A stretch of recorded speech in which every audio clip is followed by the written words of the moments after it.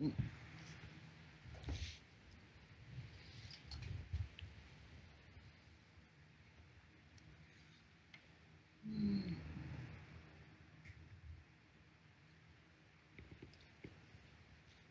Alright, I think it should be up now. It's up. I'm just listening for audio right now.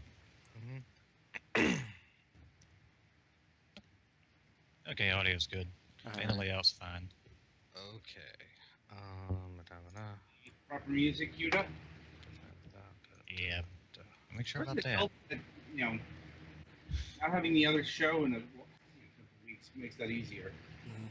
Alright, its main theme is queued up for Fragments, so that's good.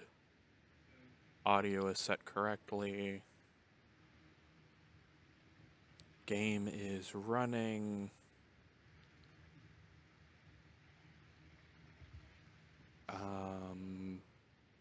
Nothing else stopping me. Okay. Last call for drinks and bathroom, I guess? What game is running? Class. Yeah, Class Force. Ah, Yeah, we usually we don't do face cam, but we usually have, if we have a copy of the game, we usually have Petty Fan play it in the corner of the window while we're doing the interview. okay. I'm gonna be able to see that somewhere. Yeah. I usually because we do our news section first, and then I'll turn on the game when we actually start the interview. Okay. Like, if you see it right now, I just popped it up for a second. So you know in like 30 seconds when the delay happens. Yeah.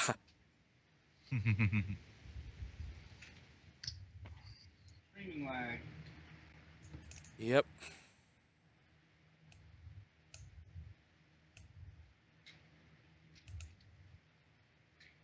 Speaking, that's a little too far down.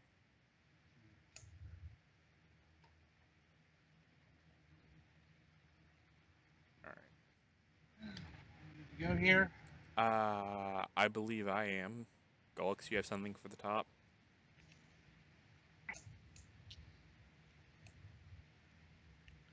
Sure. That silence is encouraging. Sorry, I don't have much, but I'll come up with something.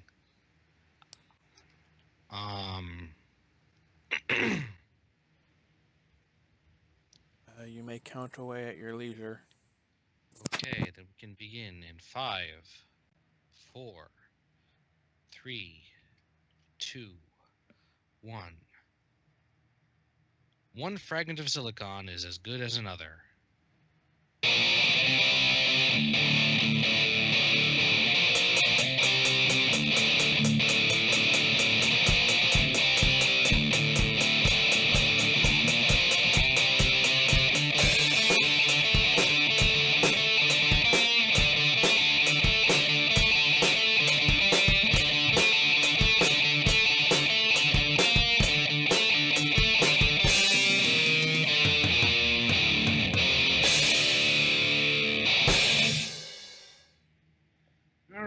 Welcome to another installment of Fragments of Silicon, the alpha episode. Sorry, it's been a bit hectic. Just some last-minute juggling going on behind the scenes. But everything's been smoothed out, at least here. More on that in a bit. But as always, I'm joined by the regular crew. Ogre. Oh, damn it, I home game. Okay. Galix. Hello. Eddie Fan. Ogre, you fool. And Twilight. Yo. Oh, hey. Apparently Kevin can join us after all. So.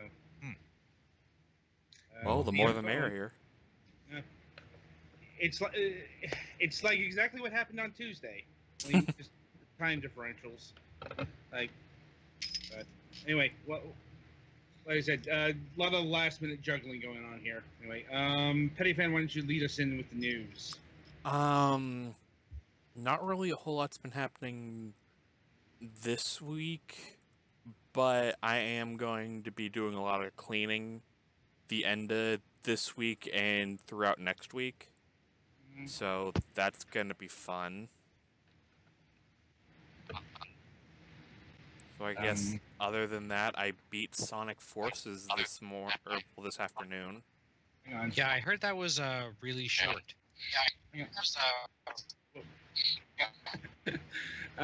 Hang on. Somebody need to mute their audio. You don't need to have the face cam, but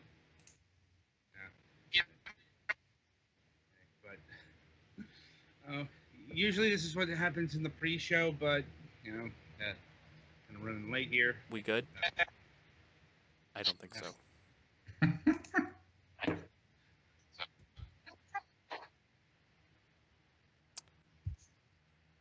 Alright. Connections.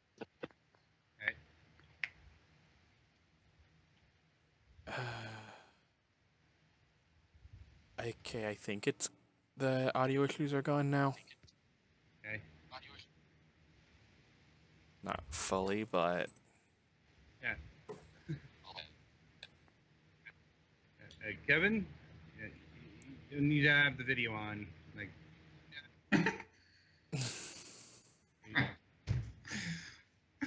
live broadcasting. It's like, oh, yeah, let's have it on. Fine. We might have a sound. Well, that there's someone I think might have the stream playing sound or something too. Yeah. Not me. Muted. Okay. I'm you muted here. I'll get Okay, headphones yeah, I think we though, might just be in good case.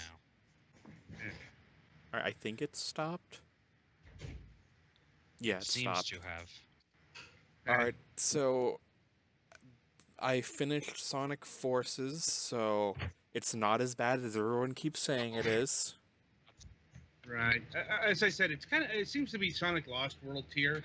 Like, Yeah, and I actually liked Lost World, but I guess apparently I'm weird. well, yeah, like a lot of people didn't like Sonic Lost World. Sonic's too fast. You can't control him. Slow him down. Sonic's too slow. What the hell? Sometimes a Sonic fan base. Okay. Other than that, not a whole lot's been going on for me. All right. Ogre. Not much has really happened since last week, so kind of same old, same old. All projects are going along just nicely, and other than really being winter than fall over here, pretty much same old, so. Okay. Golix. It has also gotten cold here the last couple of days, and it's nice to be able to actually wear warm clothes. And also good that I'm pretty sure the whole state pretty much has gotten the power situation worked out. Some places were still out as of earlier this week, so but yeah, that seems to be pretty under control. Work's been a little bit of a pain because we're doing a lot of construction around the office, which involves wall paintings, and then they're going to be pulling up the carpets and stuff, which is not a whole ton of fun to work around. But additionally, I've been playing Mario Odyssey some more. I'm maybe about halfway through, which is not bad for the pace at which I usually do things. I've been trying to get all of the regional coins in each kingdom and most of the moons, but Twilight. Not much been going on over here. It's been getting colder and it's been raining some. And the most eventful thing that's been going on is that the holiday sales has picked up over here where I work. So that's been fun. And that's about it for me, really. Okay. Guess it's my go. Let's see. The weather has been literally hot and cold. Like the evenings are fairly chilly. You know, getting into the 60s down to the 50s, but it's still like getting up to the mid 80s in the afternoon. So I will let it slide that you just called 50 degrees cold. He lives it in is Florida. Cold. Yeah, it I is know. cold for this region. Like, Okay. like A region that if they see snow, it marks the apocalypse. pretty much. Pretty much. Anyway, let's see. Outside of that, it's been a lot of juggling the schedule, like both the Euro show and this show. Yeah, to do some schedule adjustments. And outside of that, not much else. It's one of those weeks where there's not a whole lot of news. Like, bit of an update on MSP, but we'll do that at the end of the show.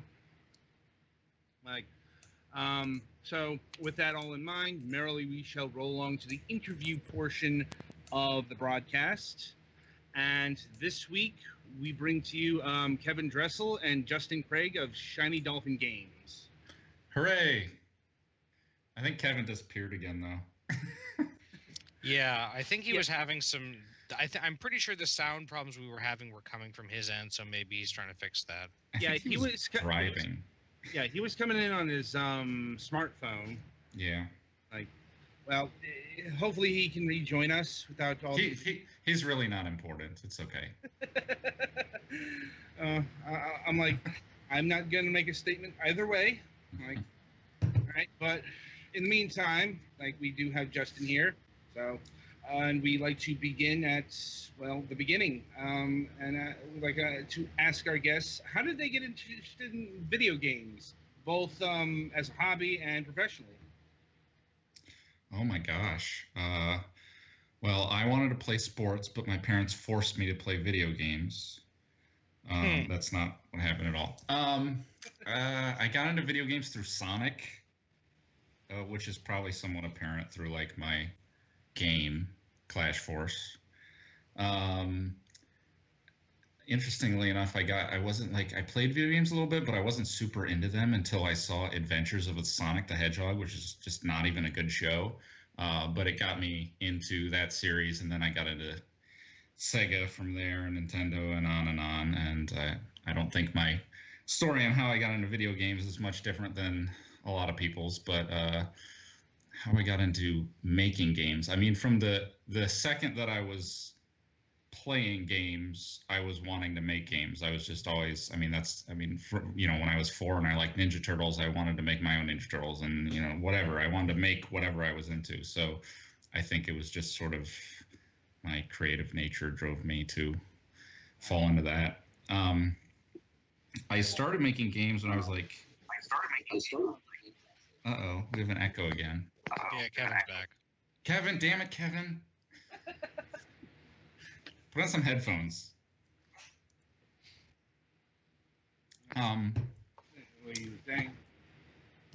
So I started making games in like middle school with like Click Team software. If anybody's actually heard of Click Team, they made like Click and Play and Click and Create and Multimedia Fusion, and there wasn't a whole lot of resources for making games as a kid when I grew up. There's so much out there today. Kids are lucky they have all these resources now, but there wasn't quite as much when I was a kid. So I just started using their software, and I just kept using it because I was mostly just making games as a hobby. I had kind of lost interest in like professional developing when everything kind of went to the like next gen 3D Xbox generation. I was still into like 2D. Like I had an N64 and everybody wanted like GoldenEye, and I had Mischief Makers because I still liked the 2D stuff. So I just kind of stuck with it as a hobby until, interestingly enough, the iPhone rolled around, and there was this opportunity, this app store, Steam was around at the time, but it wasn't, I don't think, as big as it is now. And at that time was still the walled garden.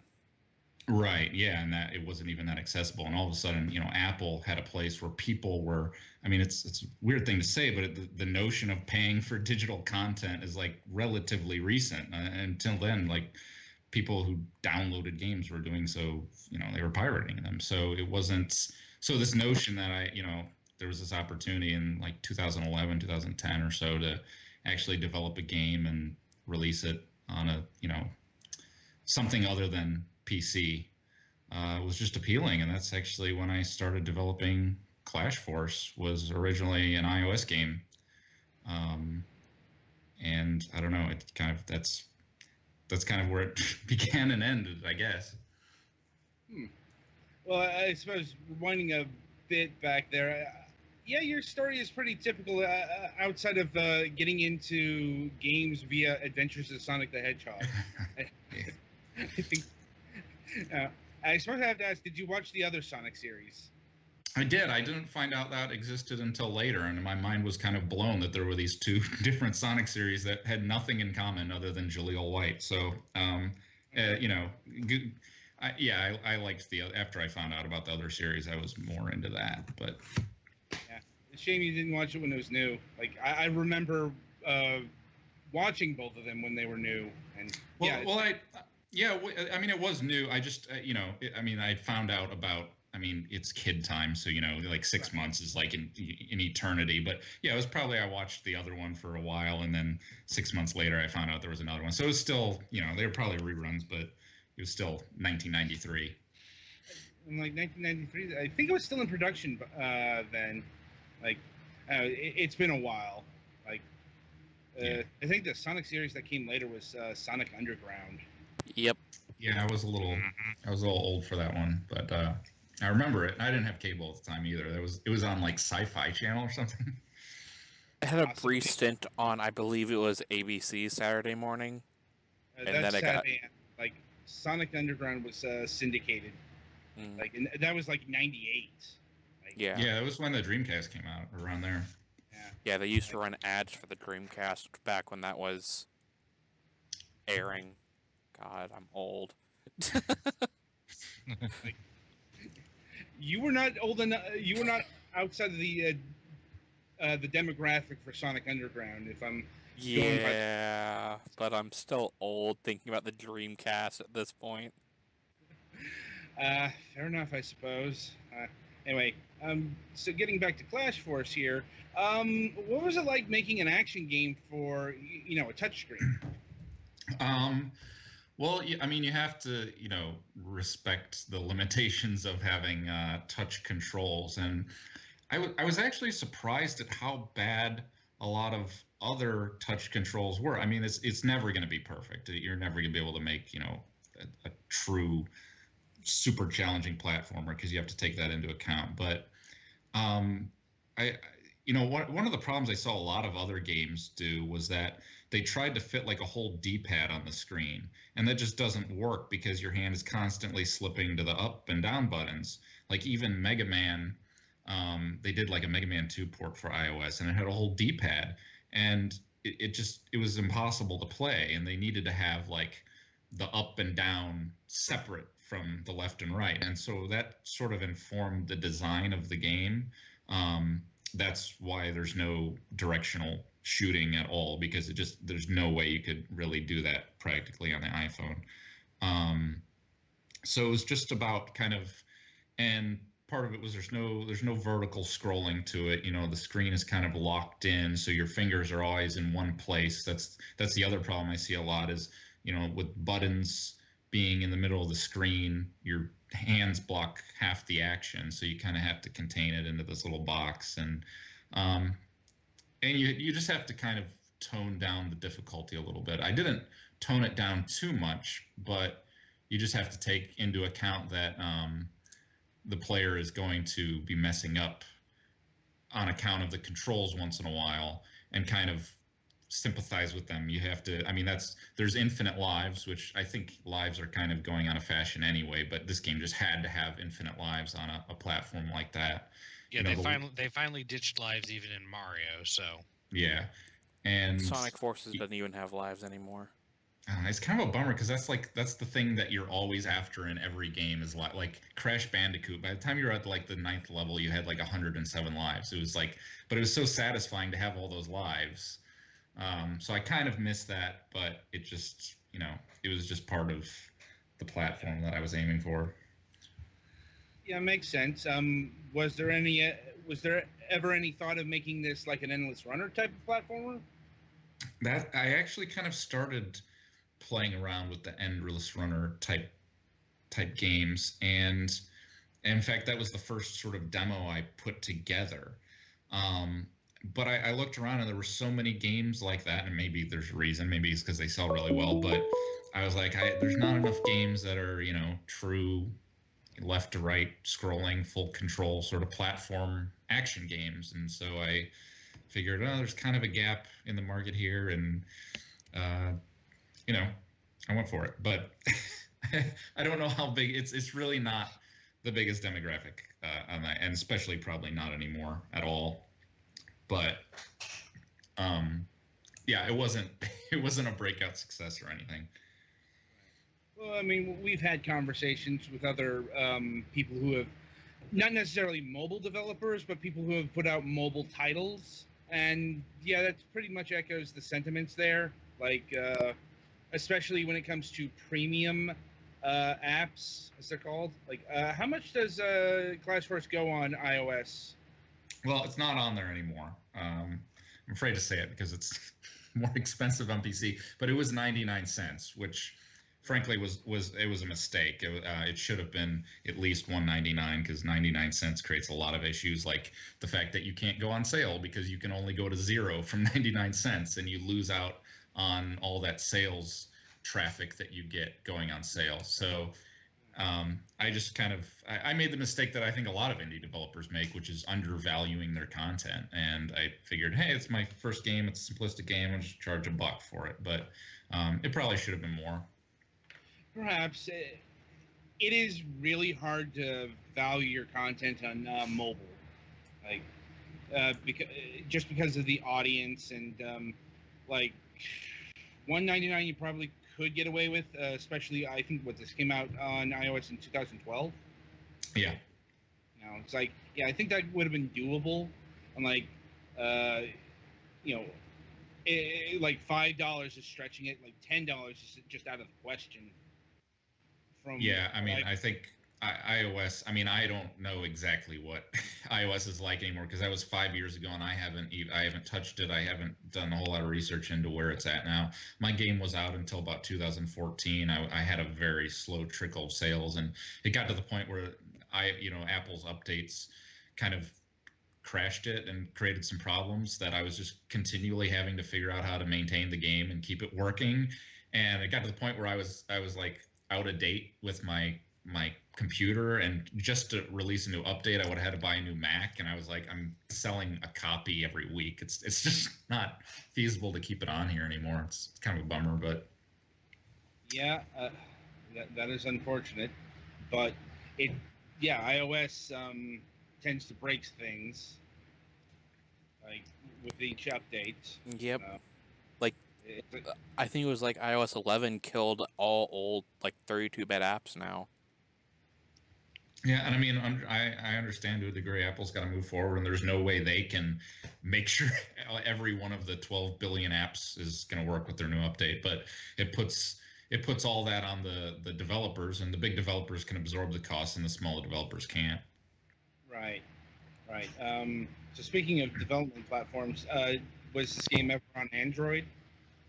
It wasn't. That was sort of in the plan, but the more I talked to people, they were like, Android is like all the difficulties of Apple times 1,000 different versions of each phone, and this, people asked for it, but honestly, if it had been a bigger success on iPhone, I probably would have done a port, but it just got to the point it wasn't practical. I did have an interest very briefly in having it on the Ouya, but that obviously did not turn out so good. Yeah, probably better that you didn't go in on that, given all the messiness that happened there. Yeah, I mean, I kind of saw an opportunity that there would be a launch and there wouldn't be a lot of content. If I could get some content out, I would be, have minimal competition. But I don't think I really would have gone anywhere there. Makes sense. And a bit of an aside, how did you meet up with Kevin and Shiny Dolphin Games? So I met Kevin, I don't know, but maybe 2 years ago, at least a year and a half or so, at a local game dev meetup. And I had I had since sort of this was, I guess, 2015, 2016. I had been out of the game dev world. I was never really in the game dev world. I was kind of doing it on my own, but I had gone on to do other things, and my games weren't in the App Store anymore. But I had sort of gone back to it as a hobby, and I was working on Clash Force 2 in my spare time. And I started going to these meetups, and he saw it, and everyone really liked it and thought it had potential as a PC release.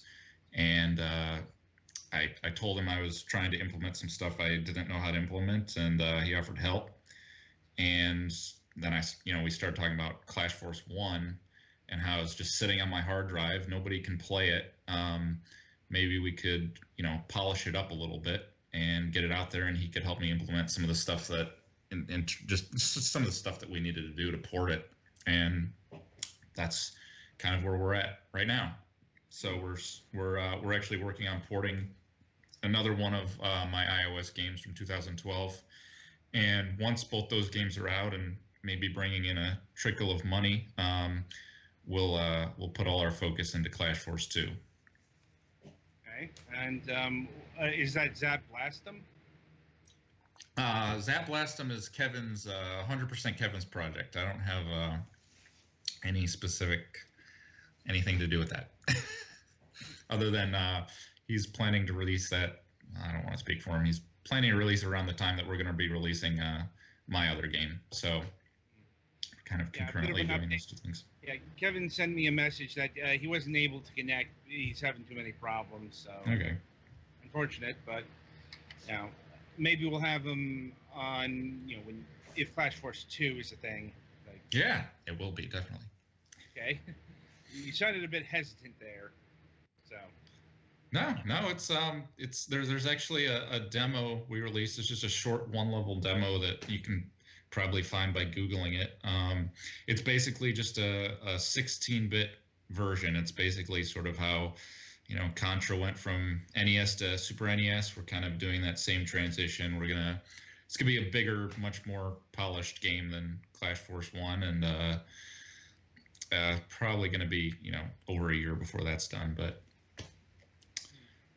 Right. So, was there any major adjustments you had to make to the original Clash Force in moving it to PC Steam?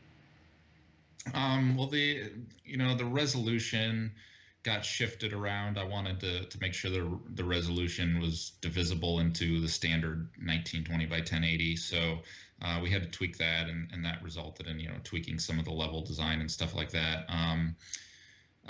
We had to introduce all the control binding stuff and, controller supports. We wanted to make sure we supported as many controllers as possible. The graphics, definitely, I'm looking right now, he's playing the mushroom level. You guys actually posted a picture from the iOS game on your site. Oh, right. And I think if you look at the two, I've definitely upgraded the graphics for, because you'll be playing on a much bigger monitor. Character sprites got updated, and I think the difficulty was the biggest thing. Like I said, I had to really tone down certain elements on the iOS release to make up for that lack of control. And with this release, I was able to kind of double down and add more enemies. Just tweak the levels to be a little bit tougher. The iOS game had easy mode and normal, and this game has normal and hard. Although some people have said it's not hard enough, so we're actually working on an expert mode right now. So that should be out in December. And what would expert mode entail? It's definitely going to toughen it up. It's going to be less health. Just speeding up a lot of the gameplay in general, faster moving enemies, shooting more quickly. We're actually adding a new set of levels that come at the end, which will also be available if you play on hard or expert. There's an extra set of 3 levels towards the end of the game that you'll get to play. But yeah, so it's difficulty is such a hard thing to figure out, because I've had people come to me and say, man, this game is it's so much easier than Mega Man. Mega Man was really hard, and I just breezed through this game. And then other people play it, and they're like, this is way harder than Mega Man. I can play Mega Man, and this game is brutal. So I don't really know how to gauge the difficulty. So we're kind of compensating by just introducing, as a wide array of difficulties so everybody can kind of get what they want. Mm-hmm. Like, having played through most of the game, it's definitely less challenging than a lot of Mega Man games. Yeah. But I think it could not help but be less challenging because, as you mentioned, this was originally a mobile game. Right. It's like there's only so much challenge you can do there. Which does lead me to my next question. Given that Clash Force 2 isn't going to be a mobile game from what I understand here, does that mean there will be more, the level design and the enemies and all that will be more complex? Yes. We're definitely upgrading it in every aspect. Such as the thing we're actually working on right now is the multi-directional shooting, because that was one of the things people bring up constantly with the first one is, oh, I want to be able to shoot up or at an angle or all this stuff. And I always just assumed, like, well, Mega Man was left and right shooting. So if I make just left and right shooting, people will be like, oh, okay, it's like Mega Man. So they'll accept it. But then I started seeing discussions where people were complaining that Mega Man only had 2-directional shooting. I was like, okay, multi-directional shooting is something just people are starting to expect now, no matter what. So that's something we're going to implement, and that requires really a whole different design perspective, because the second you allow a player to shoot in every direction, it makes hitting enemies quite a bit easier. So you really have to add more enemies to the game and more obstacles and amp it up like that. So that was one of the things people would bring that up with Clash Force 1, like, oh, can you add multi-directional shooting? I'm like, that would completely change the dynamic of the game. I would basically have to design the game from the ground up and do the levels differently and everything, and that's just beyond the scope of what we're really willing to do. We'd rather just make a whole new game. So that's Mega Man did sometimes have like special weapons that let you shoot in multiple directions. Yeah, and I think it was Mega Man and Bass or something, where he could stand still and shoot in 8 directions or something like that. Bass can, yeah, but even in classic Mega Man, like in Mega Man 2, the metal blade could shoot in 8 directions, and that you had so much ammo for that a lot of people just use it as their basic weapon once they get it. Yeah. Though if you're doing like directional shooting, then the gameplay changes more to Contra or Metal Slug than Mega Man. Right, and we've our game is also the other thing that I'm doing with Clash Force 2 is it's faster paced. You can the characters actually have a run animation similar to the classic cartoon Sonic running animation, stuff like that. So there's like high speed sections which are actually kind of auto running sections, although you still maintain the ability to move left and right. But that's one of the things I'm adding. Level variety. There's going to be vertical scrolling. There's going to be mid bosses, more bosses in general, just more variety. I mean, what you'd expect from a game going from 8-bit to 16-bit. Right. Yeah. I guess that also means fancier graphics, or is it going to retain the 8-bit style here? No, it definitely goes up to a 16-bit graphical style.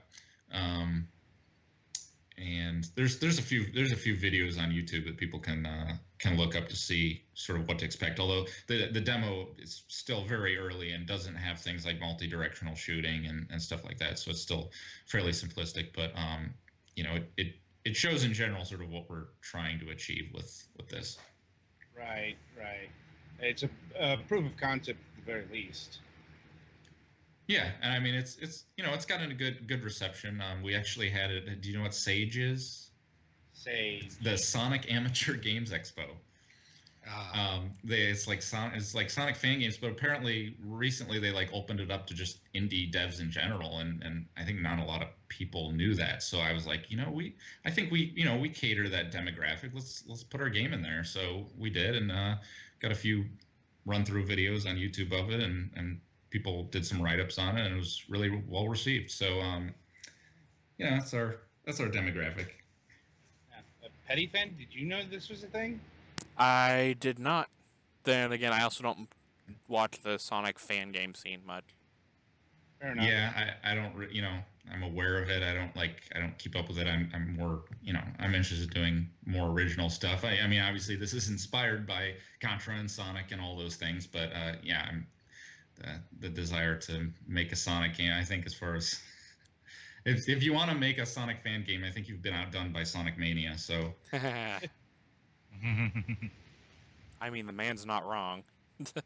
No, he's not. Anyway, is multiplayer a thing you're looking for in Clash Force 2, or is it going to remain a single player affair? it is multiplayer. In fact, that was kind of the thing that brought Kevin on in the first place. Is I said I need to introduce multiplayer, and I have no idea how to do it. So that was the first thing we started working on. The demo actually has it, so that's one of the features. That is it local only, or will online be an option? Online's probably unlikely, but we will look into it, but we haven't looked into it yet. I don't know how. I just don't know how feasible it is. I would love to do it, but right. I don't know if it's within our abilities. It's doubtful, given all. As I understand, doing multiplayer on a side-scrolling platform type of game is really hard because of latency issues. That's kind of what I would think. I think we talked about that one time. He's like, well, because you're not actually interacting directly with the other player. Obviously, them shooting an enemy affects you, but like there's no friendly fire or anything like that. Right. Yeah, I don't know. I would love to do it, but I would say if we release the game with local and then we're like a massive success and we can like set up our own server or something, like yeah, totally. But probably not. Hence the dream and all that. Yeah. So is this Clash Force 2 being targeted just for the PC, or is it console bound as well? That's another hopeful thing right there. I would love to be on the Switch. I am not entirely sure of the path to do that. But I would. A lot of people would like to be on the Switch. Yeah. It is possible. So. It is, and I don't think it's out of the question. There was, there's been games in this style on there. I'm just. That'll take some more investigating. Right now, the focus is just getting on a PC. I think doing like an Xbox Windows 10 thing is definitely doable. So we'll be looking into that. But probably at launch, it'll probably just be PC initially. And in regards to the PC, are you looking at just Windows, or would Macs and Linux be in the equation as well? Linux, I don't know, but Mac. We are looking into getting even Clash Force 1 onto Mac and stuff like that at some point. Right now, the focus is mostly on just getting this update rolled out and getting our second game released. But yeah, it's possible. Good to hear. Always nice when the other PC formats are supported. And they're not always supported for, user-based reasons or difficulty reasons. Especially like Linux. I don't think. I mean, this. So Clash Force 1 is and the other game we're working on, Polyroll, were both developed with Click Team products with Fusion, and that introduces some limitations, and that we're actually porting Clash Force 2 to Unity. That we just decided we have to sort of take that step. To be able to, to even be able to consider getting on a Nintendo Switch, like it's not feasible right now. But there are a lot of like exporters that allow us to fairly easily port to platforms like Mac and Xbox. So it's more just a matter of testing on those platforms. And all I have is a really old Mac, but I suppose it would function for testing, or I can borrow one. But that's kind of the only thing. Yeah, that's a big reason why a lot of people use Unity. And we know a lot of people who work in Unity. It's just, it really just comes down to user base. It's like, you got a million users. It's kept up to date. It works on everything. So. It's also fairly easy to use. It's not press a button and you've got a PlayStation 4 version or anything, but. It's a lot easier than a lot of other tools. Yeah, and I'm I'm not really a programmer. I mean, I use Fusion, which is sort of object oriented. I know enough to sort of develop the sort of games that I developed. But like I said, things like introducing multiplayer and the control bindings and stuff like that, that was sort of beyond. It wasn't stuff I had done before, and it was stuff I would have had to figure out. And I was surprised because we've started working on the unit version, and I was messing around with it, and it's not that confounding to me as someone who's never really stepped out of these Click Team Fusion products. I didn't find it that difficult to use. So, it's also the game you're making here is pretty simple in comparison to other like Unity 3D projects. Oh yeah, definitely. 3D is not something I've ever tackled. I think I made a sphere once. So, how does the division of labor work? And is it just the two of you at Shiny Dolphin? Yeah, I mean, I guess I don't know if I'm technically even a part of Shiny Dolphin. I'm like this was originally like I said, I developed these for iOS originally, 5 years ago, Right. under Spicy Euro Games, which isn't even a real company. It's just, but yeah, like I said, he's developing his game. I'm not really involved in that at all. He was developing that, Right. before I even met him, and I had developed Clash Force and Polyroll before I met him. So the game that we're really working on together is Clash Force 2. And as far as that goes, I mean, he's the programmer and I'm the artist level designer, basically. General game design, level design, graphics, and he's going to be handling all the programming duties. And is it a difficult task doing that alongside these other two projects? Well, I mean, you mean like Clash Force 2 or? Yeah, developing Clash Force 2 alongside the updating Clash Force and the other game Polywog or Polyroll? Polyroll, yeah. No, because I have a day job, and so basically when we have the time, we work on whatever is most imminent. So I mean, honestly, right now Clash Force 2 is kind of sitting by the wayside until I mean, the update for Clash Force has taken precedence right now, and from there we're going to go on and work on Polyroll, and then once that's wrapped up, Clash Force 2.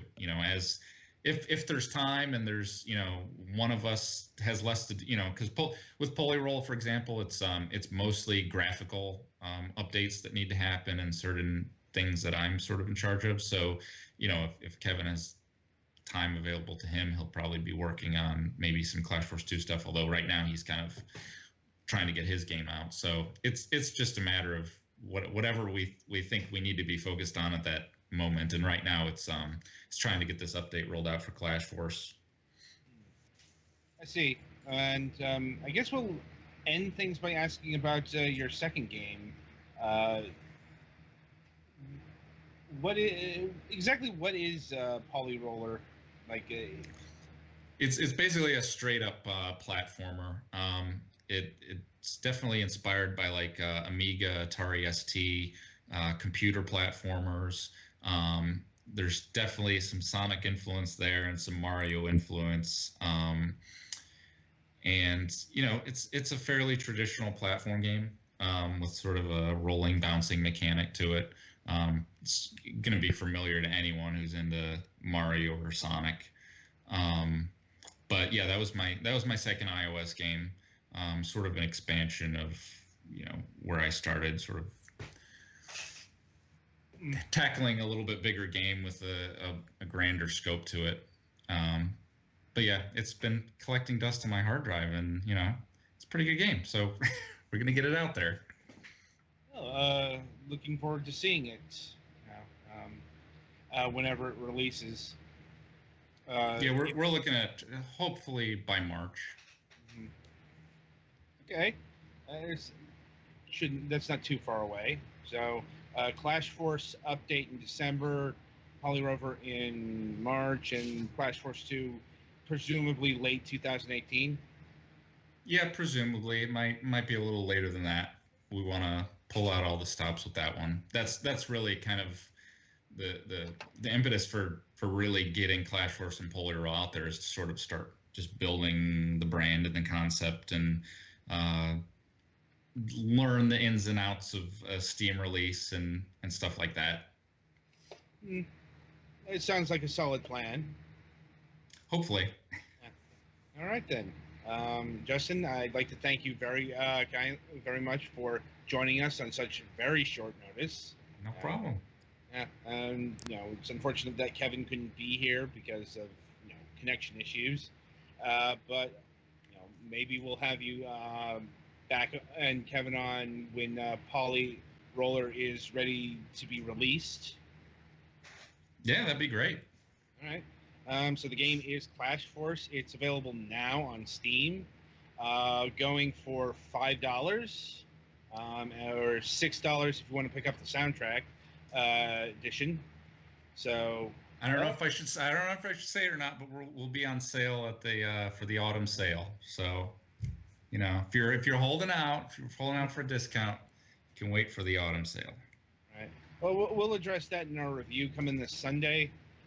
Okay. We usually do take into account price with projects. Oh yeah. Yeah. So anyway, Petty Fan, play us to the next segment.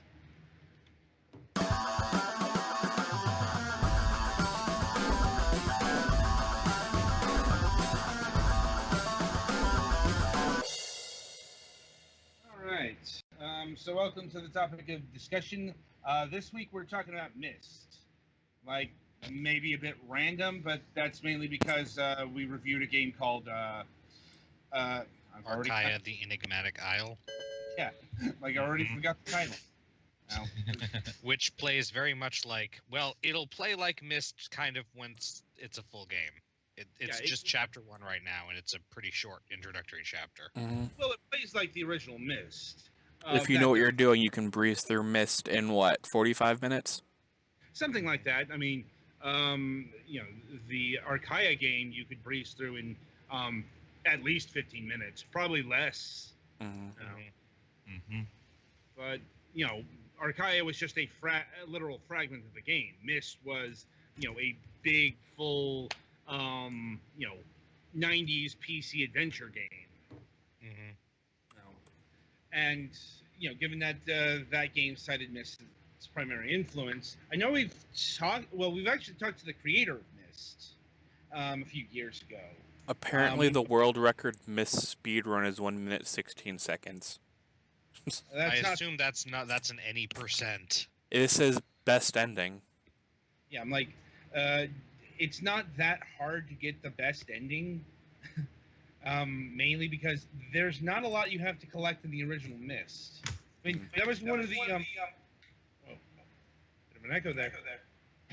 Anyway, that was one of the big key features of Myst. No inventory, or rather, there was one thing you collected, and that was book pages. And arguably that helped Myst connect with a much larger audience than what a lot of adventure games seen. I mean, Myst was a huge seller. In fact, it was the best-selling PC game of all time until The Sims. And that is a pretty big record. Yeah, or a pretty impressive record. Yeah, mind you, The Sims didn't cross that record until 2002. So, there was about 10 years. About 9 years. It held its record. It came out in 1993, and that was a pivotal moment in the PC, really video game landscape. Because the CD-ROM drive had come of age. CD-ROM technology actually dates back to about the mid-'80s. It's not really well known, and saw game implementation in the late '80s with stuff like the PC CD Engine add-on.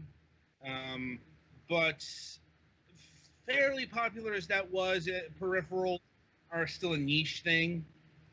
And it just took a while for the technology to be ready for mass adoption. And Myst was in the right place at the right time. Mm-hmm. You know, because there was another game in 1993 that really exploded the CD-ROM market, as it were, and that was The Seventh Guest. A game that was similar in the sense that it was a puzzle game, but it was really different thematically. Like Seventh Guest is an alleged horror game. I say alleged because the scariest thing is the acting. And Myst is thankfully mostly free of FMV cutscenes. There is a bit, you know, but far less than what you would get at this moment in time. You know, this is also when FMV in general is coming onto the scene. You know, Sewer Shark, Night Trap, what have you, and it will soon infest adventure games as well. But Myst isn't a FMV game. Mm-hmm. Like, rather, it was built off of this technology called HyperCard. Mm-hmm. So it basically makes it a playable slideshow, is my understanding. You are Yeah, correct, good Slideshow sir. where you can click on things on the slides. Yep. Yeah, that's pretty much how it was set up. And HyperCard was an Apple product. And indeed, if I'm remembering correctly, Myst was actually made first for the Macintosh. Yep. It had I think it was almost a year exclusivity. Something like that. But make no mistake, Myst was not, Myst came to pretty much every platform under the sun that it could I have in front of me Saturn, DS, PlayStation, PlayStation Portable, PC, and Jaguar. There's more. CDI, Atari Jaguar CD, 3DO, iOS, OS X, Android, PSP. Yeah, Myst is a game that got around. Which isn't surprising because, as I said, it was the best-selling computer game of all time for a good decade. So it spread the love out, so to speak. And unlike what happened with The Seventh Guest, the Seventh Guest was actually buried due to Nintendo. Nintendo, it's not widely known, but Nintendo bought the CD-ROM rights to Seventh Guest specifically to basically same as a copyright or patent troll. Something like that. It was basically to keep it out of the hands of Sega, or anyone else. Although I guess that transferred to Philips because it did get a CDI version. But here Myst, yeah. If you had a platform that could play a CD, and even later, if you didn't, you could get a game of Myst. And it's also worth noting that Myst has had many iterations. Some of them are lost to the ages at this point, and some of them you can still poo around with now. Well, it's more. There's the original version of Myst. There's the Masterpiece Edition, which added another chapter, which I think had some storyline hooks into Riven. Which is the sequel to Myst. Right, literally called the sequel to Myst. Again, best-selling PC game of all time. You put that on there, it'll sell some copies. Yeah, or at least that's the hope. Yeah. Going from what Rand told us, it didn't do too well. But the big version shift forward, I suppose, is Real Myst, which is a from the ground up remake into 3D. So you're no longer actually moving along like the slideshow. Click here, click there, you move, you move, you move. You're actually, it's actual moving graphics now. Yeah. Real Myst is the one that's actually quasi-playable on modern hardware. Old Myst, if you try and play that at a somewhat decent modern resolution, it looks like garbage. And I imagine there's some actual literal compatibility issues too. Well, yeah. think I managed to play like the older Mists on my computer, but yeah, your mileage will vary. Like, it's also because of the HyperCard. It's actually really easy to port Mists even to modern systems. I mean, that was kind of like, once again, going way back with the interview with Rand. The problem why we haven't seen a lot of ports of Riven is because it's very specific technology to the late 90s that doesn't play well in terms of, and it's just, once again, Mist, outside of like the first game, just never recaptured that spark in terms of sales. Like there was a, future versions did sell well enough, though those weren't exactly in the hands of Scion, as I understand it. I don't exactly know what the rights issues are, but like Myst 3 and Myst 4 are not on Steam, for example. And it could be because Myst 3 and Myst 4 are not, they weren't made by Scion, or Cian, however you pronounce that. Like, probably Scion, I don't know. Cian, Cyan.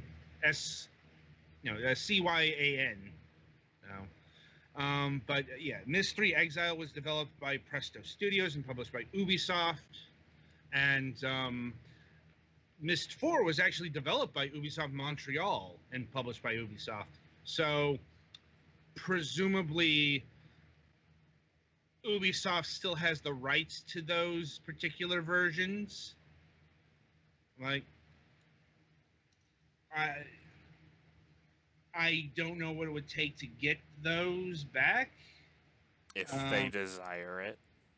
Yeah, but the reason why Ubisoft was working on Myst is because Cian was working on Uru, a MMORPG implementation of Myst. That died with Game Tap, if I recall. That was actually the second phase. Like, there was a initial phase, and then Game Tap revived it for some reason, and it never worked because, MMO Myst just is a bad idea. I mean, here was the intrinsic problem with the game. They were static puzzles. I'm like, so you literally had people standing in front of them, shouting out how to do them. Right. The puzzles were completed in literally minutes. And that's all there was, really. I guess unless you were invested into the lore of Myst. And yes, Myst actually has a lot of lore to it. Obviously, more got added as we got more sequels.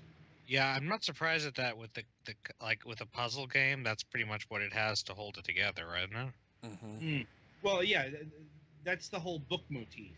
Like, each book is a new world or new land called Ages. And, your job in at least the first one, I'll admit, I've only played the first game, and I got like halfway through before I got bored and went to do other things, because here's the thing.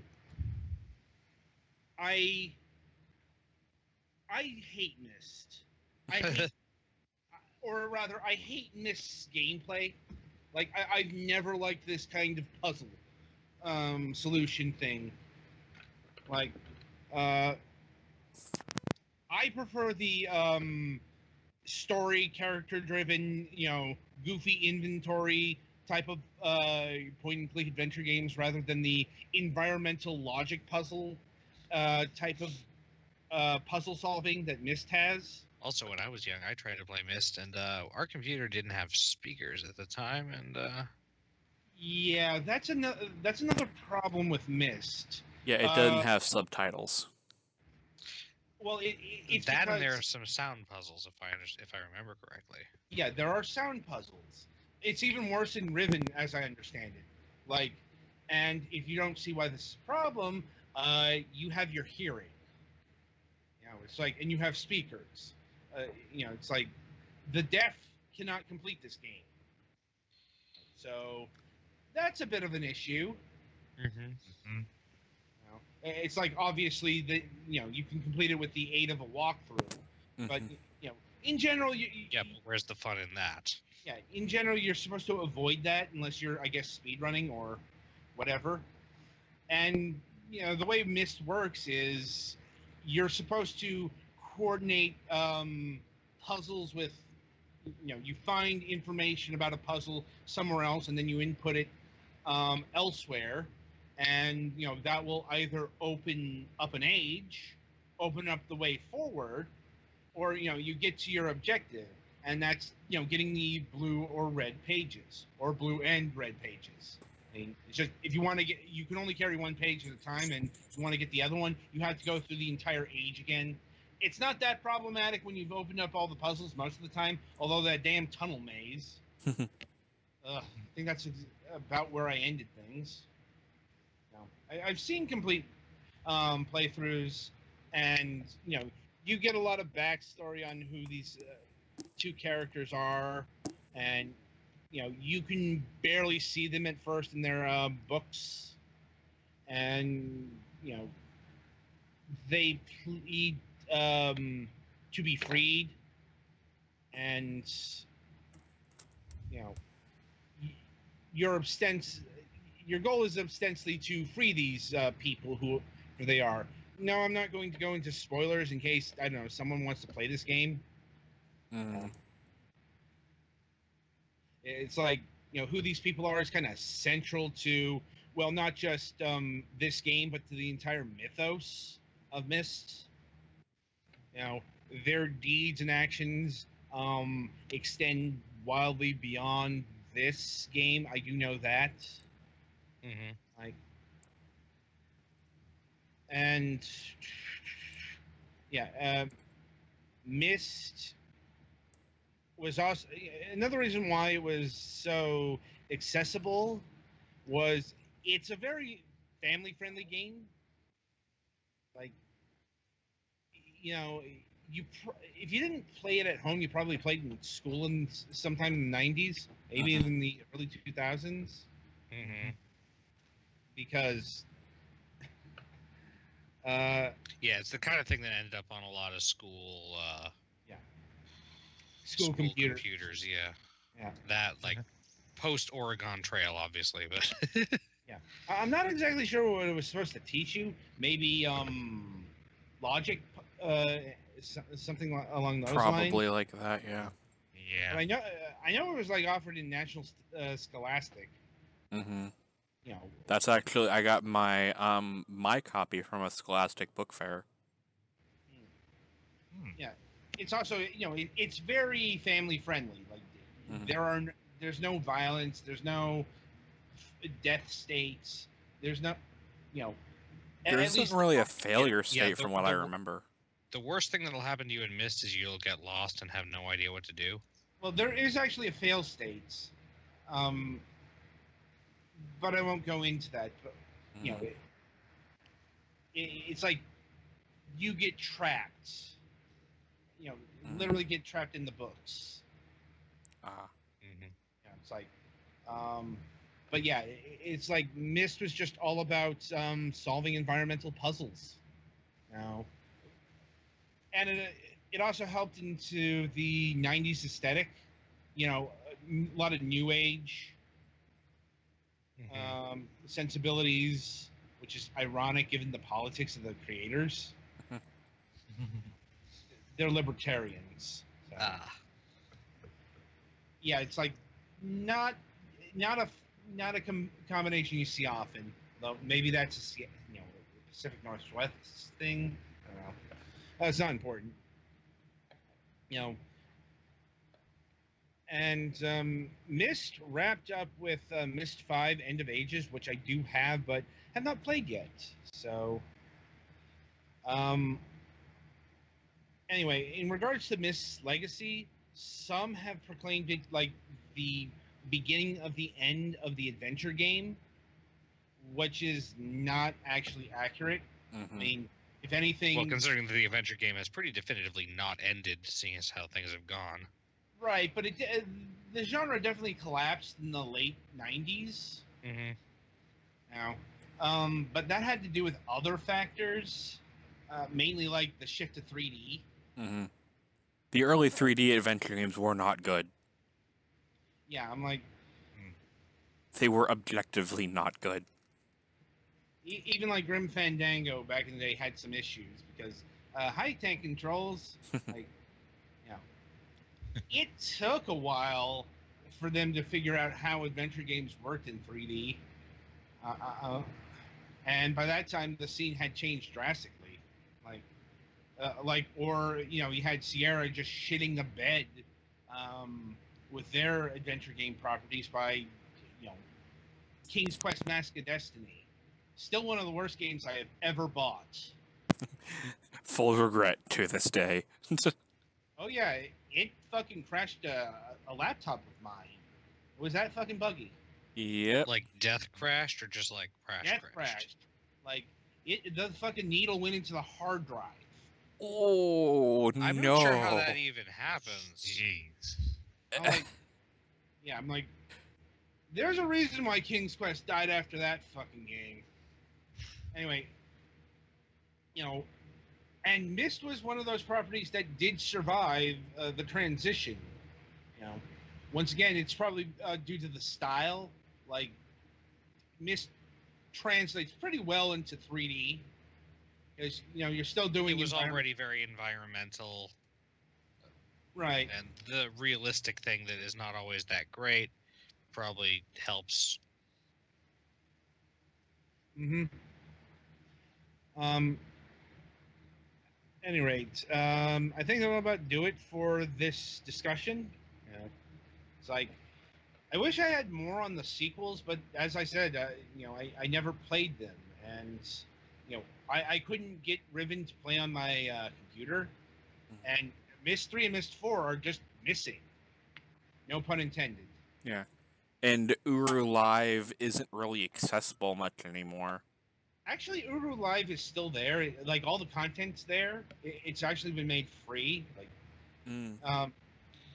But in Myst 5, it's just, jumping to Myst 5. I'm imagining I'm going to be missing some shit. Although I don't know how canonical Myst 3 and Myst 4 are. Yeah, since they weren't done by the original creators. So, on that note, that'll about do it for this installment of Fragments of Silicon. So, on the subject of MSP, Mac today clarified the policy going forward, and that is, if we don't have a guest, we don't have an MSP episode. And we don't have a guest, so we don't have an MSP episode. Yeah, and we're gonna do the best we can, but yeah, Mac's not. I won't lie. Mac's not happy that the show hasn't been a thing for 3 weeks now. Mm-hmm. It's like, yeah, getting guests can be difficult, but I see his perspective that his show hasn't been on in almost a month, so. Mm-hmm. And yeah, it's understandable if you don't have an audience. Yeah. Or if the audience only comes when you have guests, mostly. Right. He's also, he's come to hate our, ramble fests, whatever you want to call them. When we don't have a guest, and has decided to not do that anymore for the time being. He could reverse this when certain things change, but for the here and now, if we don't have a guest, we don't have MSP. So I guess we might do Stream of Consciousness after this. Maybe we'll see if Kevin's around. Anyway, the week ahead as far as Fragments of Silicon goes, this week on the reviews, we have 3 games. Not surprisingly, 2 of them are based off of the interviews we did this week. We'll be reviewing Deadbeat Heroes, Clash Force, and Mora EX. Trust me, the other 2 games are either small or simple enough where a third game fit in nicely. Mm-hmm. You know, granted, I just beat Deadbeat Heroes today, and actually, its difficulty spike really hits up there in the later levels. Took me a few hours to beat those final gaggle levels, but I got through it. You know, I'm like, and the game in general is just kind of short and simple. So I was able to add a shooter to the mix. Let's see. Next week, we do have a Tuesday show. The dev has confirmed we will be having, and no, I'm not making this name up. I do have to preface this because it is quite hilarious. You know, we'll be having Hugh Hancock of Strange Company. Like, yeah. Well, that's a pretty ordinary name. I mean, it's a he name, but it's it's not really a weird one. No, it's not a weird one, but you know, it's not weird. It's just that the word "cock" is in there, and that makes everyone in the background go. Well, it's Right. Huge Hancock, okay? Like, if you can't see the comedy value in that, I don't know what to tell you. Oh no, yeah. You know, it's like I just have to mention that here because you know,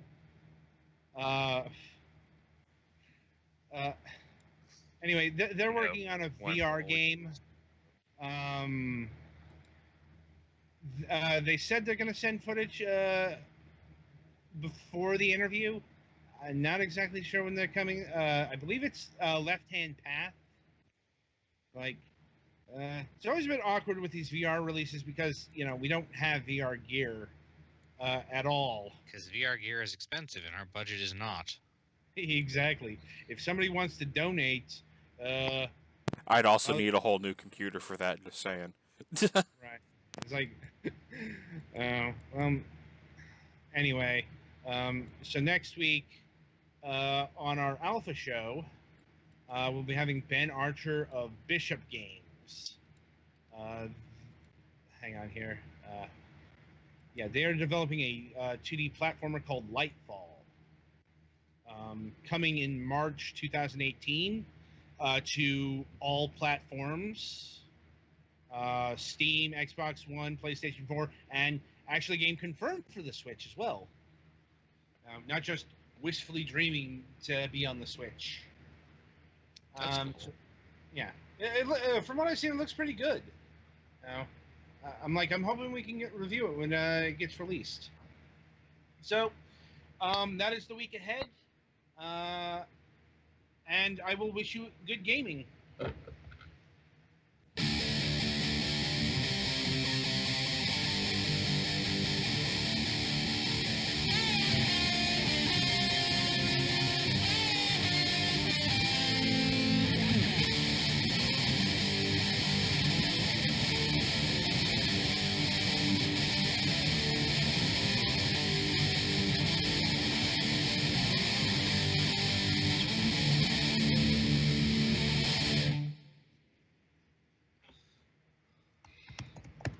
Let's see if Kevin.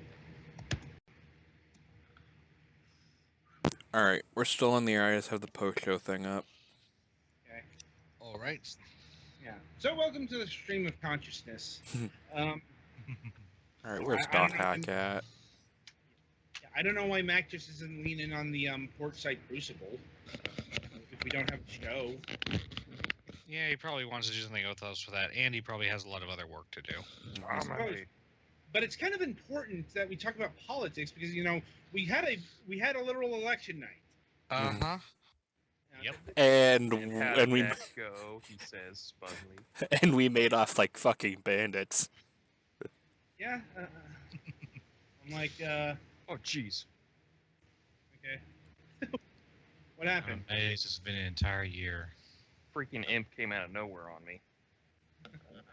Thankfully, this election night, my state voted like sane people for a change.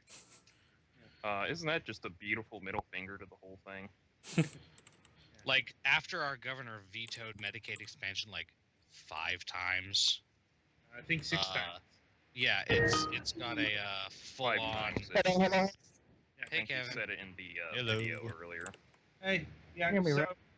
Yeah, we're talking Okay. about election night on Stream of Consciousness, so yeah. What a night. Yeah, I'm like, Teleported. Let me just start out by saying that I was kind of feeling a little bit. I don't know. I mean, I did not think what happened last night was going to happen. I did. I'm like, I thought we were going to win some seats, but it wasn't going to be as big as what happened last night. Yeah. Let me rephrase that. I didn't think I did think that Northern was going to win like maybe 3-6, 8, 9. No. I've House been, delegates potentially being 51-49. No. I did Yeah. not expect that. yeah, okay, I didn't expect it to be that good, but I've been pretending a blue wave since Woo. last year. Like, Yeah. because that's the natural consequence of things. Yeah, I did think that it was going to be a good night for Democrats, but not in the holy crap this big.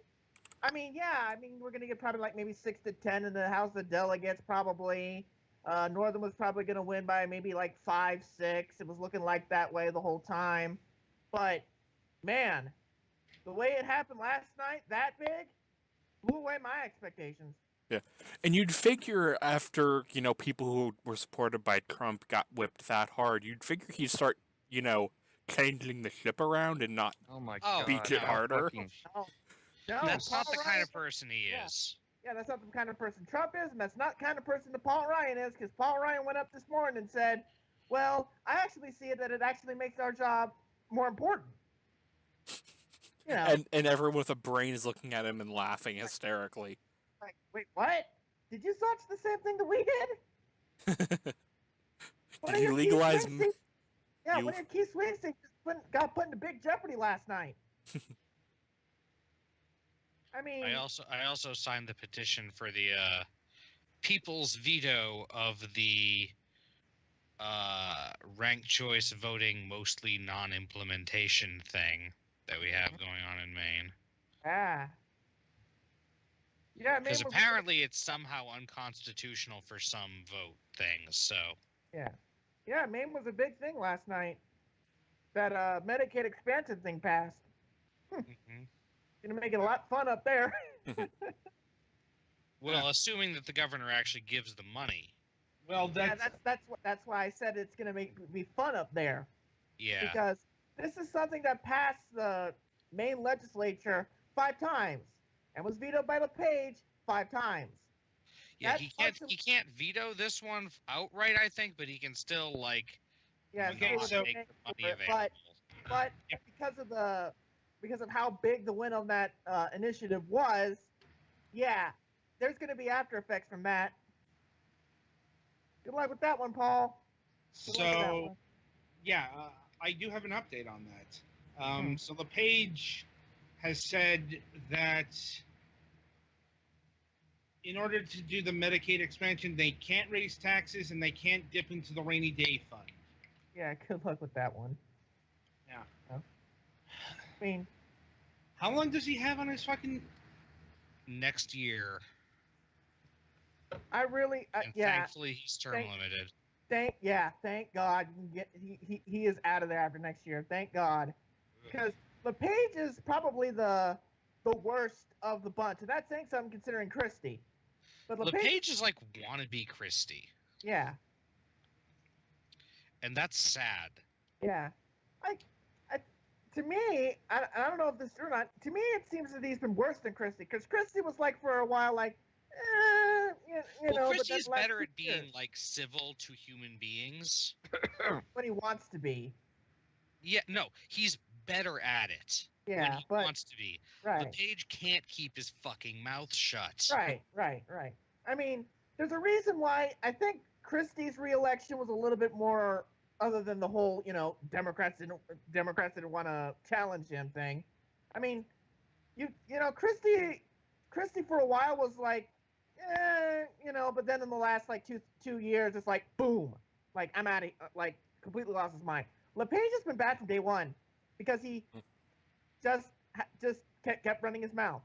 Mm-hmm. That to me is the is the worst of the class of 2010. I like to call Yeah, it. and the thing that gets me is that he never actually won a majority.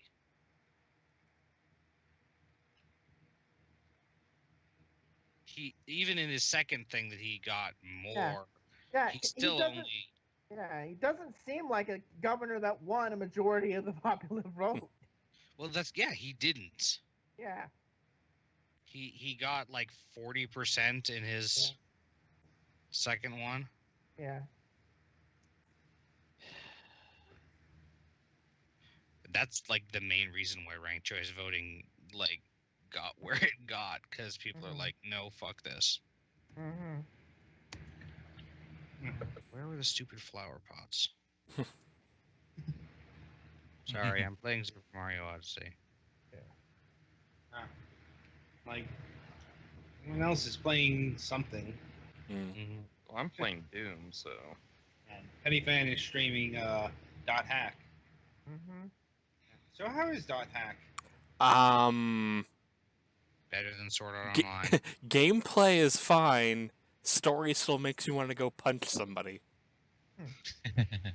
Yeah, the game runs smoothly. The story is. Well, just so you know, you two are leading on that particular review. Because... Yep. Also, I'm playing through on cheat mode for obvious reasons. get through shit faster. Yep. Yep. Getting to that 4th episode. Yep. Yeah, but the both of us have already done this before. We don't want to do it all again. The fairway. Has Naka picked up this yet? He has it from what he said on Twitter, but I don't think he's done anything with it yet. Right. Yeah, that. I know I don't know any plans he has for it, so. I mean, obviously he's going to do it at some point, Yeah. but Which is what he said too. It's like he's going to do it, but he doesn't know yeah. to what extent it will be done. I never had this pegged as his big fall game. I'm expecting that to be like Super Mario Odyssey or. I don't some- see him doing GU this year. No, nor do I. I mean, he could. Like, his plans are his plans, but my money's on Samus Return. If he ever breaks that Yeah. plastic. Well, and Samus Returns has some interesting things to be said about it too, because they changed some things that Metroid 2 did particularly well. Especially involving the ending. I mean, he could do that at any point. It's like, no, I'll grab it. I can only make educated guesses at this point, since only Naka knows what Naka is going to do. Mm-hmm. And that's an if. It's just, there are multiple games he could do for the fall season,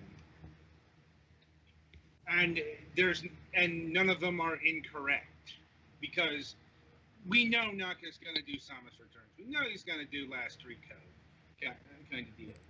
Mm-hmm. Now, maybe not now, but at some point. Mm-hmm. Really got me with that Trap Demons. Oh no.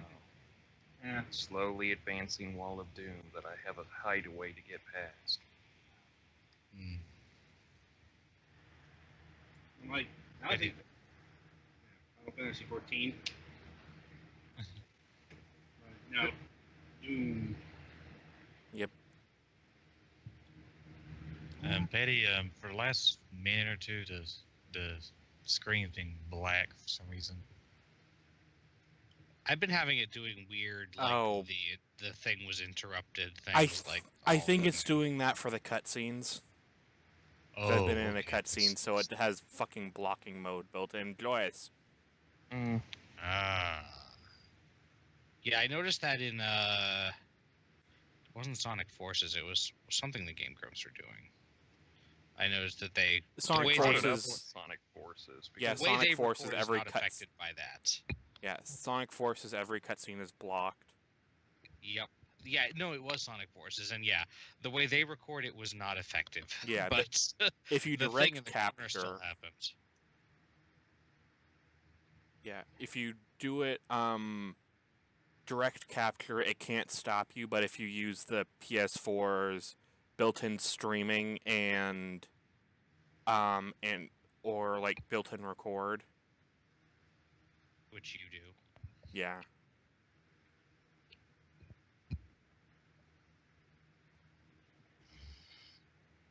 That's right. Trans people got voted in yesterday. Yeah, one of them beat the guy who sponsored the bathroom bill. Yep. Also, a trans person of color got into the city council in Minneapolis, I believe. And Yeah. meanwhile, Trump is like, ah, and his head is like spinning around and shit. Yeah. I'm like, I've heard he's pretty pissed. Like, Yeah. He's not He's really happy. pissed whenever there's any signs that people don't love him Yeah. that and he can't explain away as being fake news. well, Yeah, here's he's more pissed about the fact that he thinks that Gillespie didn't go all in with him, and he technically didn't. And there's a reason for that. There's a reason for that is because they probably looked at their internal polling and suggested that if he went full on Trump, he basically did diet Trump, essentially is what he did. But if he went full on Trump, probably the loss would have been worse. And that's saying something considering how he got blown out. Because here's the whole problem.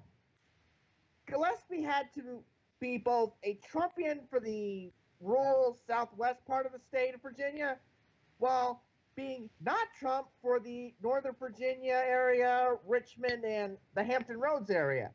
And he was kind of faking being a Trump anyway. Right, he was, yeah, and he wasn't being a Trumpian well. And unfortunately, what happened was that the Trumpian stuff was the focus of the advertising, of the mailers, of everything else. He eventually, to the overall situation, sounded like a Trumpian. Press this button and hope nothing bad happens. Yeah, he probably threw away people. He probably drove away people who would have actually voted for him. Yeah, Mental absolutely. And If that he was the just problem. stuck with his actual kind of being moderate. But he couldn't do that because of the fact that he barely won his primary to a guy who, for all intents and purposes, played to the Trumpkins. Right. And because of that, he had...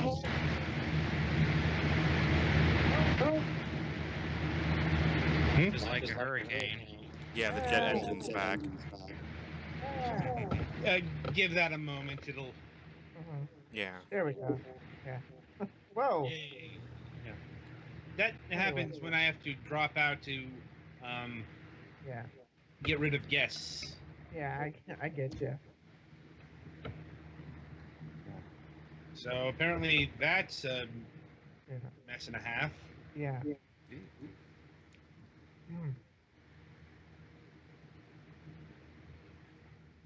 But yeah. Anyway,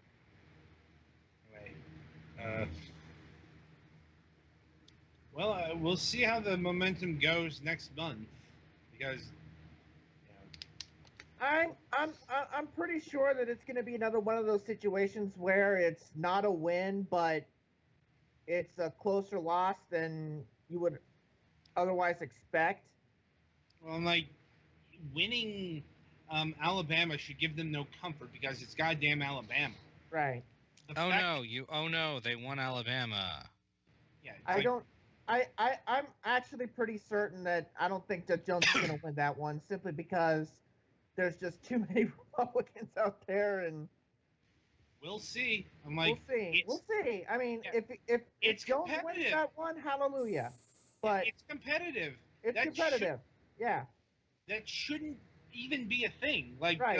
That's what I'm saying. I mean, if more than likely it's going to be a close loss, but in a situation such as this, you don't expect a close loss.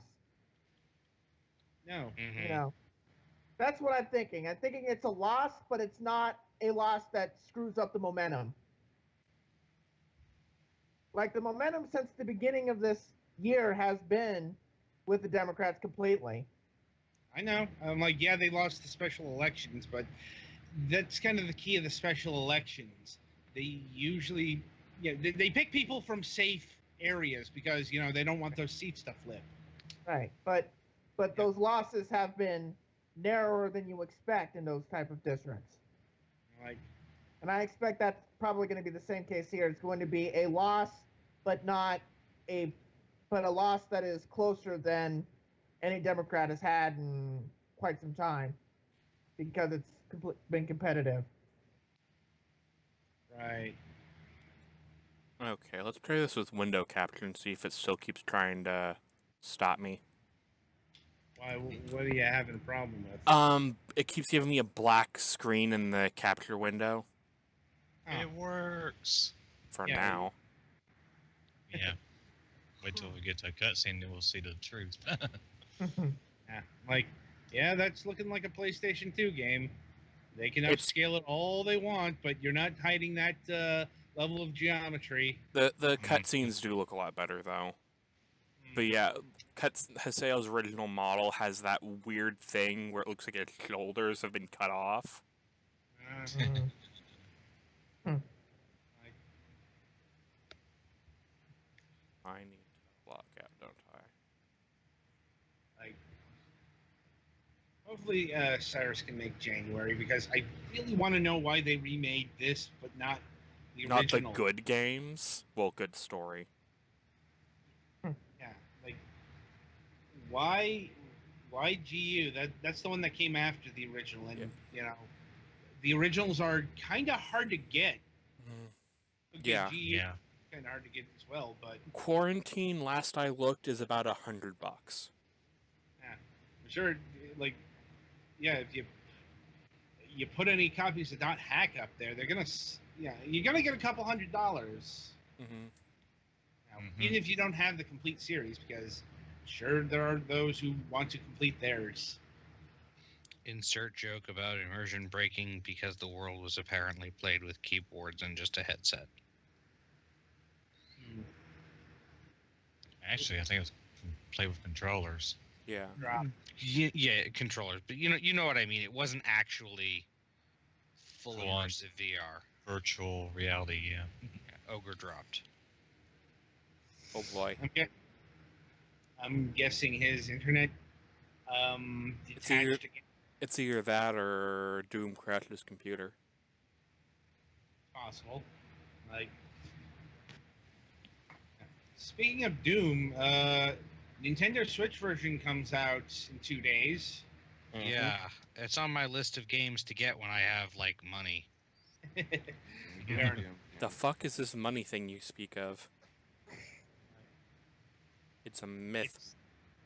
Like, it's something everyone wants, but only a few people got. Mhm. Okay, let's not turn this into a poetry slam. Mhm. Something, some kind of slam something. Now I'm having flashbacks to the university. Make it stop. Make it stop. What's the name of the coffee shop there? Yeah, the gathering area. Mhm.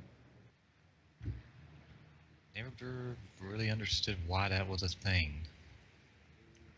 You go to That's college? what happens. I did. Huh. Like, did you complete it? No. I wasn't really Same. sure what. I wasn't really sure where I wanted to go with it. Mhm. I was going for liberal arts, but yeah,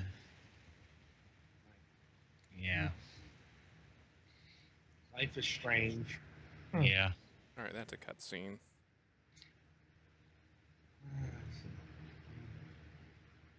But Okay, good. It didn't block out now. so, when do you think the Flynns are getting pinched? I'm surprised they haven't yet. Yeah, I've been thinking all along that they're gonna father's going to flip to protect son, or something's gonna happen involving father to protect son, something like that. I mean, What am I doing? there's kind of two incompatible over here. schools of thought going on here. I'm like, I like, okay, if the Flynn's are angling for a pardon, why would they need to cooperate? Yeah. Their best place to get a pardon from Trump would be say fucking nothing. But the question is, you know. But the problem is the story's talking about the son, not Mike Flynn himself. Yeah. It's maybe also maybe he's trying to just get a pardon for his son and hope for the best for himself. I'm like, he probably. I don't know, but I suppose it depends on what the Flynn's get hit with, because yeah, that's the thing. As been pointed out in the Manafort case, they've been hit with a lot of falsehood crimes. Yeah, and I'm pretty sure that the Flynn's are going to get hit with that same type of stuff too. Yeah, it's because, you know, some of the obvious charges aren't there. Right. Probably being saved for the state hand, because right. Virginia's investigating the Flynn's. Yeah. So, like, even before Mueller came on, they were under investigation in Virginia. Yeah. So, and at the same time, it's not going to be like just one open and shut charge. I mean, it's going to be a collection of them, and well, it's also there's, how do I put this? Pardons are not a, oh hey, I pardon you. You're free. Yeah, the presidential pardon is only for federal crimes. Well, even then, there are limitations. Right, and technically, even if you're pardoned, that doesn't mean it's off your book. Mm-hmm. Oh yeah, like Sheriff Joe Arpaio found out. Arpaio, yeah, that's the example. Yeah, Arpaio found out even if you get pardoned, no, you can't vacate your felony. He's still a convicted felon. Yep. The judge flat out told him, all this abrogates is your prison sentence. You know, his felony is still on the record, so that's probably going to keep him from running from office. Mm-hmm. You know, among other things. No, running from office is what Trump is trying to do. Running for office. Yeah. I also believe he can't vote now anymore. So can't vote, can't own a firearm. Yeah, I can't do a lot of things actually. Yeah. So, also, he doesn't have Fifth Amendment protections, because, like, even if you're not convicted, accepting a pardon is basically admitting to being a criminal. Yep. Basically admitting guilt. So yeah, you no longer have any protection against self-incrimination because you're already incriminated. Right. And that means, say for example, Flynn Jr. gets pardoned.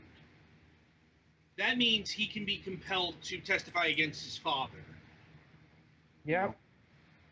Like either before Congress or in a court of law. And if you avoid that, you can still be held in contempt and imprisoned indefinitely. Yep.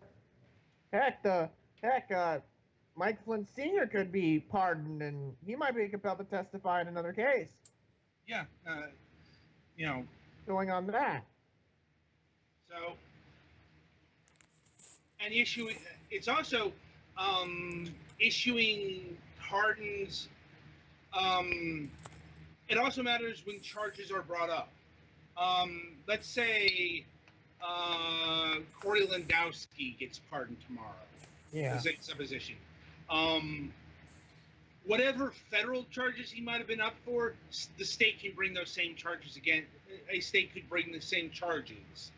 The state, because he was never actually charged with those crimes, so double jeopardy provisions do not apply.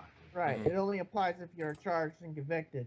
And also, the pardon is an admission of guilt, accepting a pardon, so that'll really fuck him. Yep.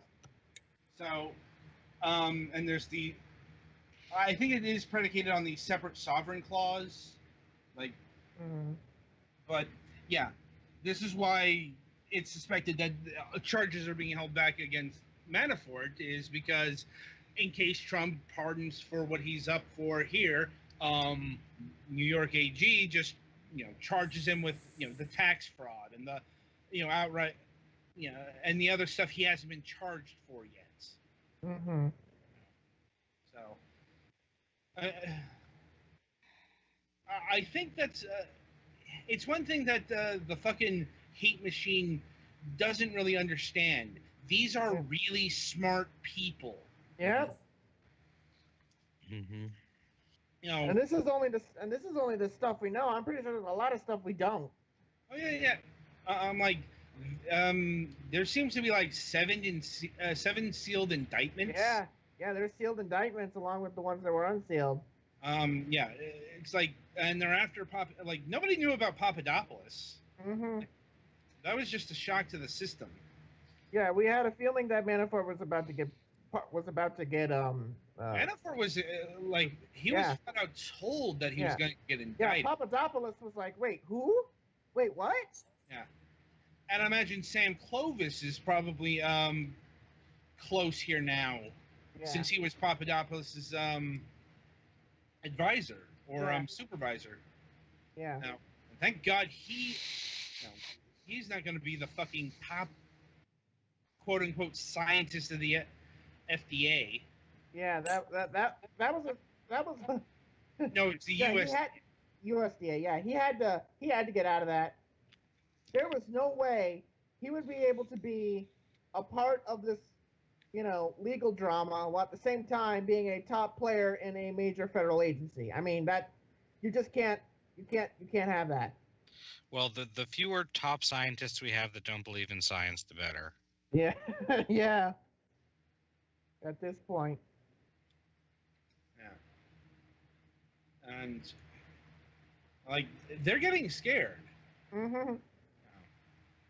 Like, and another thing that they don't seem to understand is Mueller and Team Mueller, they don't play politics. Like, they don't give a shit about what the talking heads on Fox News say. No.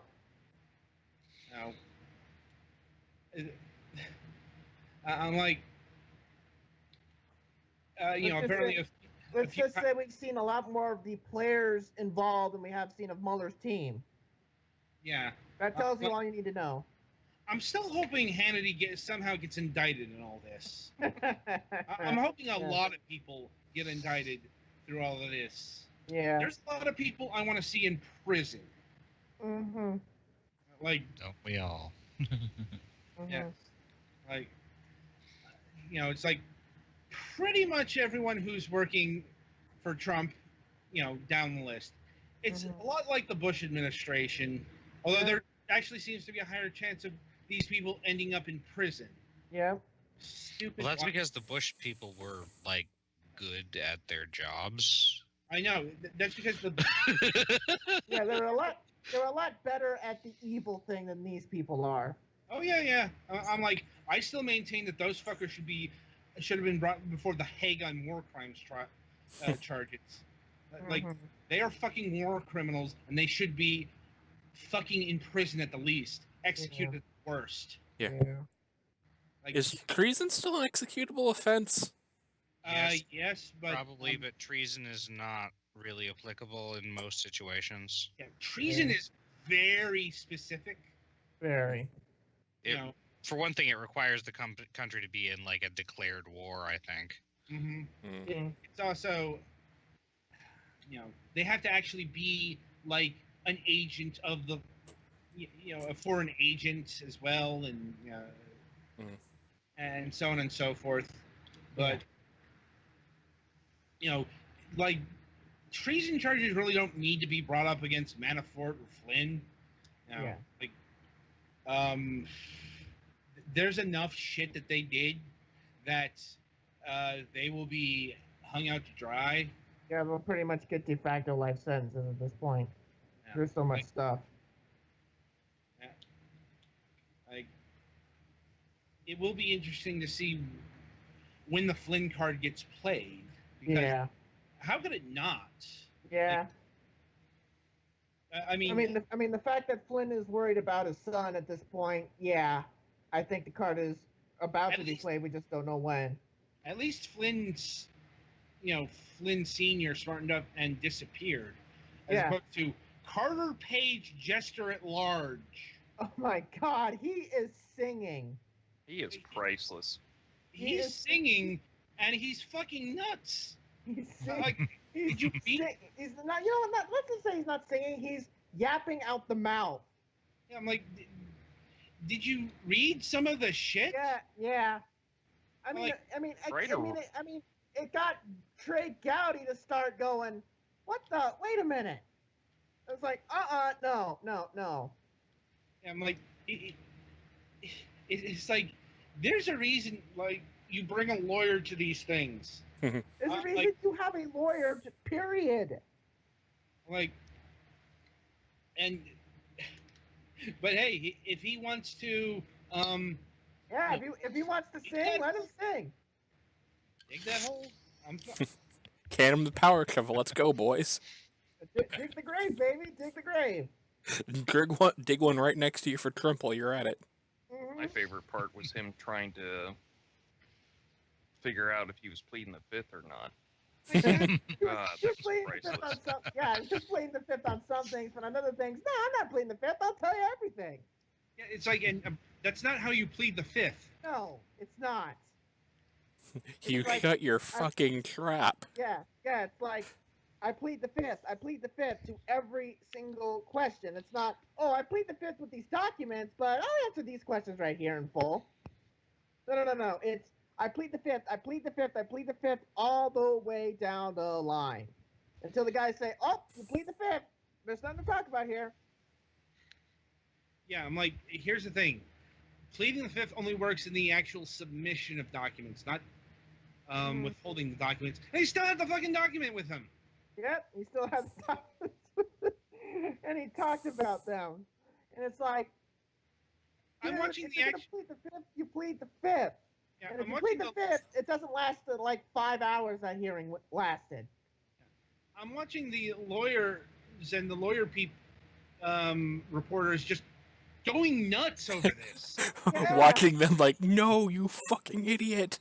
Like, dude, shut up. Somebody's about ready to go up behind him and pull out a roll of duct tape. Yeah, it's like, put a sock in his mouth or something.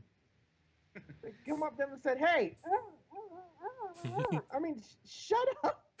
Next, you see a fucking lawyer put him in a fucking sleeper hole. And he's like, and he walks out did you see the video of him walking out of the hearing? He's like, he's smiling. He's like,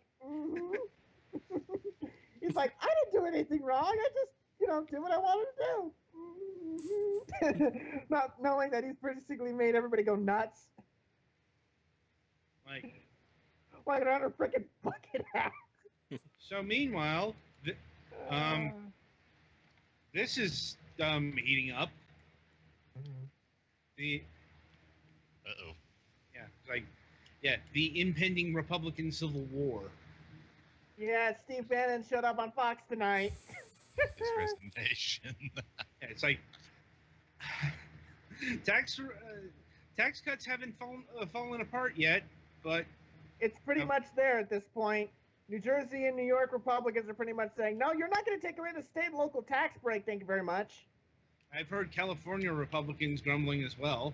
Yeah. Like, mind you, that's just the House. Fucking Ted Cruz came against this. Yep. Mm-hmm. I'm like, Yeah, there were Republicans in the Senate who are like, yeah, this is going to add $1 trillion to the deficit. What are you doing? yeah, I'm like, Yeah, the few people who actually care about the deficit. Yeah. As it turns out, they're gonna scuttle this. Yep. They're not going to have this on the president's desk by Christmas, I'll tell you that. Well, apparently, they're supposed to have- Guys, I hate to say it, but I'm tired of winning. well,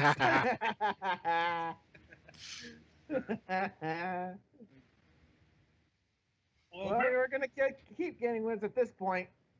well, apparently the House is still gonna have a vote on this next week. I'm like, Well, you know, Have fun with that. some of that. I mean, I will note, yeah, there doesn't seem to be the sense of imminent panic that all the healthcare stuff had for obvious reasons. Yet, yeah. You know, but like, but I imagine things will heat up when like the actual vote starts and all that. Yeah, I believe so, yeah. It's just, it was really easy to rally people for the healthcare stuff in hindsight because, Yeah. Literally millions of people losing healthcare. Yeah. Pretty effective attack. Mm-hmm. Keep this in mind for 2018. Yep. Like, What was the #1 issue in the Virginia governor's race? It was healthcare. yeah, I'm like, and if they want to actually try and do the repeal thing in a fucking election year, by all means. Yeah, go ahead and Dig do your it. own grave, fuckers. I'm like, yeah. Go ahead. Like, the attack ads write themselves. Mm-hmm. Go right ahead. Yeah, it's So, like, yeah, let us know how that cyanide pill tastes, friends. it's like they don't have the votes. They still don't have the votes, Yeah. and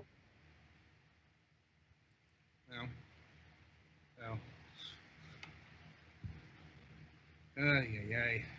Yeah.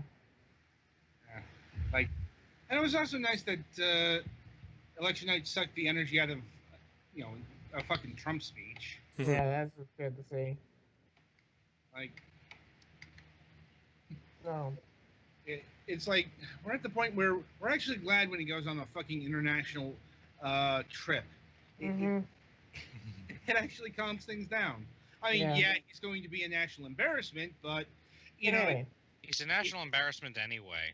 yeah, it's Yeah. like he's a national embarrassment every moment of every day. That's Yeah. not changing. I'm like, and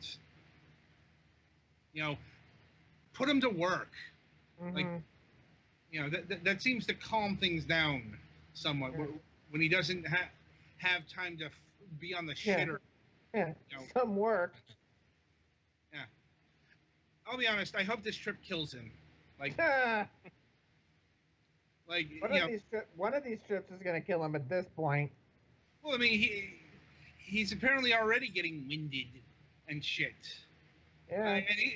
And this But is he has the greatest stamina of all time. the stamina monster. The So same much guy who fun. had to get a golf cart in Italy.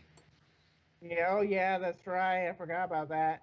There's a lot people forget about because, add it to the fucking pile. Mm-hmm. I'm like, shit. I think people kind of missed him telling Native Americans that they could just do shit because Yeah, I saw that. Mm-hmm. Yeah.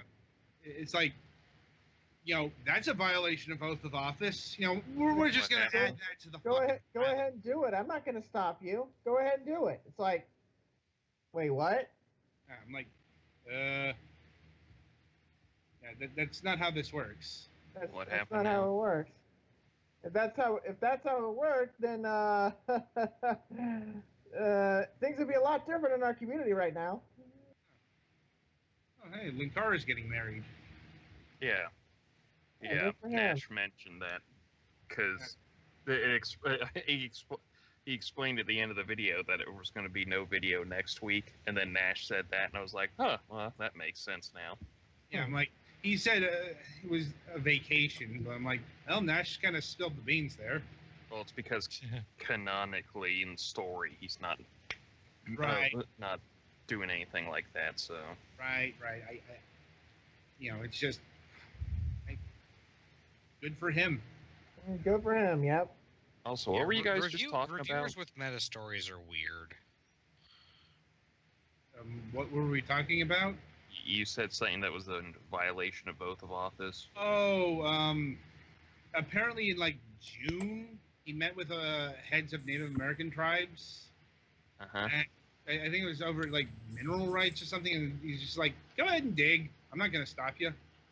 And even though that would be against the law or something. Yeah. It's like you're gonna give us some. It's it's added to the pile at this point. Yeah, it's adding to the pile. It's adding to the pile.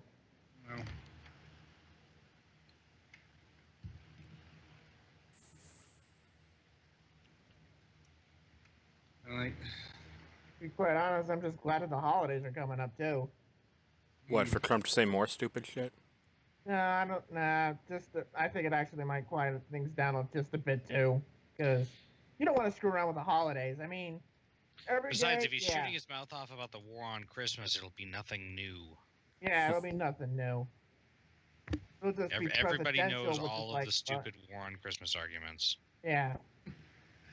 I was watching an ABGN video earlier. It was one of the Christmas ones. And he goes like, happy holidays. And if you don't like somebody saying happy holidays, well, happy shut the fuck up. Yeah. And I was like, Yeah. damn, I still got to remember that for the holidays. Yeah. And if you don't like happy holidays, happy shut the fuck up. Yeah. I, Yeah, fuck. Thanksgiving is in 2 weeks, and then Christmas is coming up.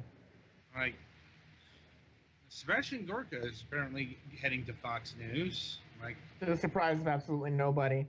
yeah, like, well, If he was gonna go anywhere, he was gonna go to Fox. Yes, the great news politics complex. Mm-hmm. I'm like, And stuff happened in Virginia, and we're just going to go over that. But anyway, in President Clinton's administration.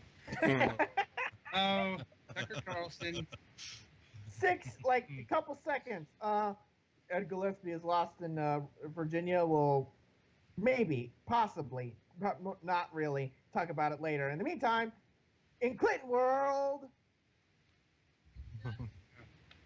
all about Clinton world. But anyway, I think I'm gonna wrap this up. Yeah, I'm gonna probably close out the stream here. All right. Alrighty. Later, I will peoples. talk to you people down the line. Sure. Later. Later. Bye.